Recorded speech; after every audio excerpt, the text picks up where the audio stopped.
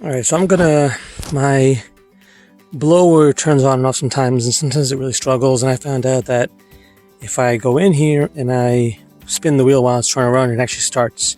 So I'm assuming it's the capacitor. My unit's pretty old, so I'm going to try and find out some information about the capacitor and the blower wheel if I need to replace that, the blower, the motor. But first I got to get in there. So I'm in the attic. Luckily it's not too hot today. I'm doing this one-handed so you guys can see. And the nice thing is about my blower, you'll see in a second, is that the control board is not on top of the wheel. It's actually in a separate section. All right. So just got to take off all the bolts for the panel. I have an older R22 system too, but it's, again, it would be the same thing for an R410A, which is a newer refrigerant.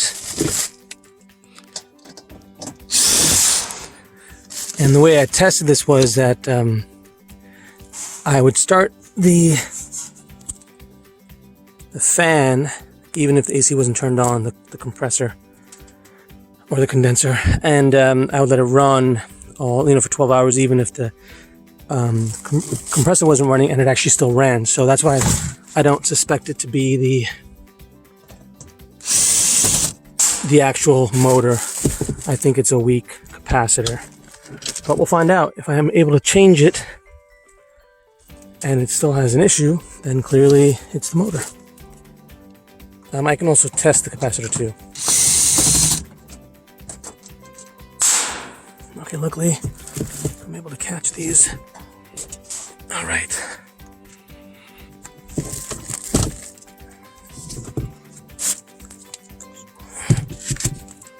All right, let's see if I can mount this somewhere you can see. That's somewhat okay.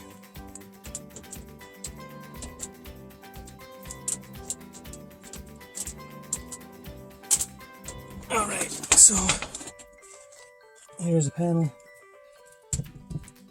This is a much older system called Comfort Air. And here's the blower, the wheel, the fan, and the motor is inside. And luckily my control board's over here. I don't have to do anything. I can just unplug it up here and then pull it out. But you can see the capacitor is way back there, and it looks like it's an old system. It's not the typical capacitor that you would normally see, but we'll take it out. So I think all I gotta do here is remove this bolt and this bolt, and then this whole thing comes out. Of course, unplug it, making sure the power is off, and then I'll take it out and get the specs of the motor and the capacitor. I tried looking it up online, but I couldn't find it. But hopefully I'll just take a picture and find out what's going on there. Alright, so I was able to get the blower motor out. You can see here's the capacitor. It says 15 microfarads. So it's interesting that it comes in this housing. All the ones I've seen are usually just the metal housing, and that it has a bracket. This one is not. Oh, it's bolted. Okay, so I can just take that out. What I'm going to do is actually, I'm going to test the actual capacitor first to see if it's actually having any issues. You have to discharge the capacitor, which I've seen before. So I'll do that first, and I'll get the specs of the motor just in case it doesn't work, and I don't have to pull it out again. I can just literally order a new part for either the motor if the capacitor doesn't work, but I have a very strong feeling it is the capacitor. Pulling it out wasn't that easy, but it took a little bit of muscle in it, but it actually came out. I'm just thankful that the control board wasn't in the way, but I'm pretty excited. All right, so I was able to get the capacitor. I gotta get the blower out, but I actually want you guys to hear what it sounds like. Hopefully it'll actually break or not work this time, because sometimes it actually just works on its own. All right, so it should kick in any second. Oh, and it actually started.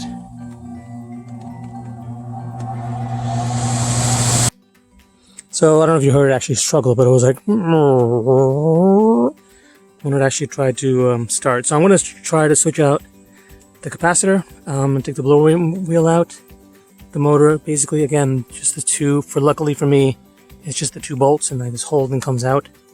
And then I'll show you guys how I change the capacitor.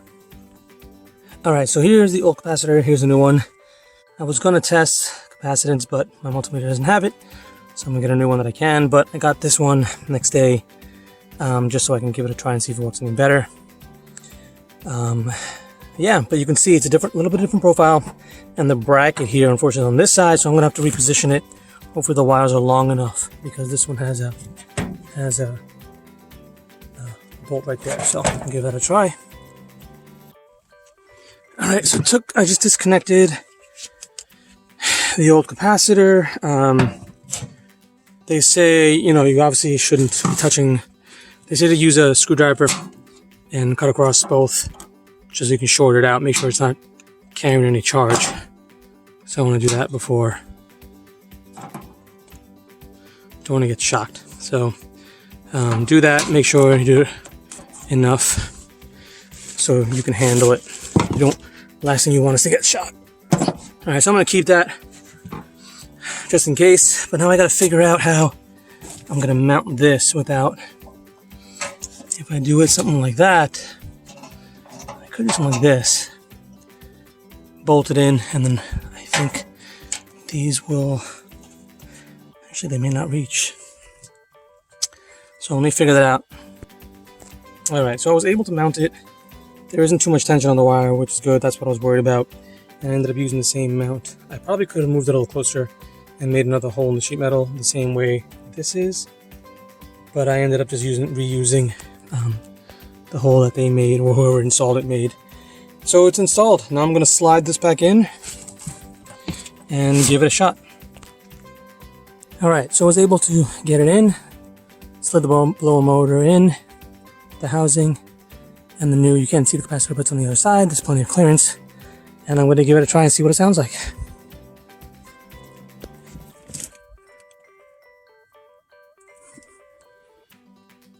Alright. Wow. Alright, that sounded much better.